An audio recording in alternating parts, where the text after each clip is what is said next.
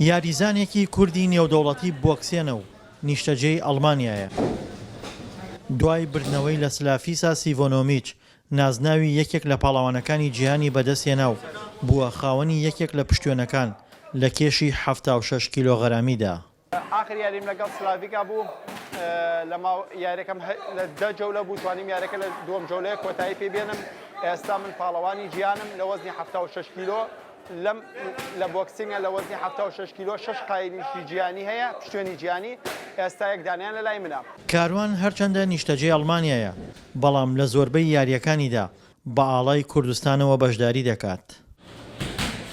ئەو ڕۆژانە بەشێکی زۆری لە کاتەکانی بۆ مەشق و ڕاهێنان تەرخان دەکات و دەیەوێت ببێتە پاڵەوانێکی خاوەن نازناوی گەورە لەسەر ئاستی جیهان.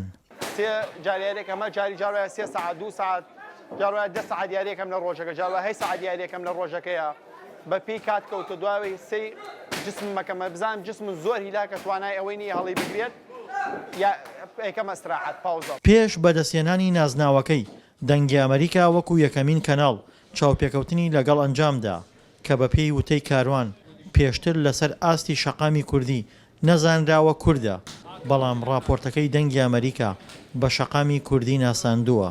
دەنگی ئەمریکا یەکێک بوو لەو کەناڵانە کە منی لە ناو کووردا زیاتر بە خەڵکی ناسان زۆر ڕۆڵێکی زۆر گەورەیە بوو. زۆر سوپاسی دەنگی ئەمریکاکەم کە زۆر پاڵپشتم بوو لە ناساندن بە خەڵکی کورد. کەس نێزانی کوردم کەس باوەڕی ناکردەوە کە کوردم. یەکێک بوو کە دەنگی ئەمریکا یەکێک بوو لەو کەناڵانەی کە زۆر پشتیوانم بوو. کاروان ئەفراسیا و هەرچەندە بە شێوەیەکی کاتی لە ئەڵمانیاوە بۆ هەرێمی کوردستان گەڕاوەتەوە بەڵام لە مەشق و ڕاهێنان دانەبڕاوە.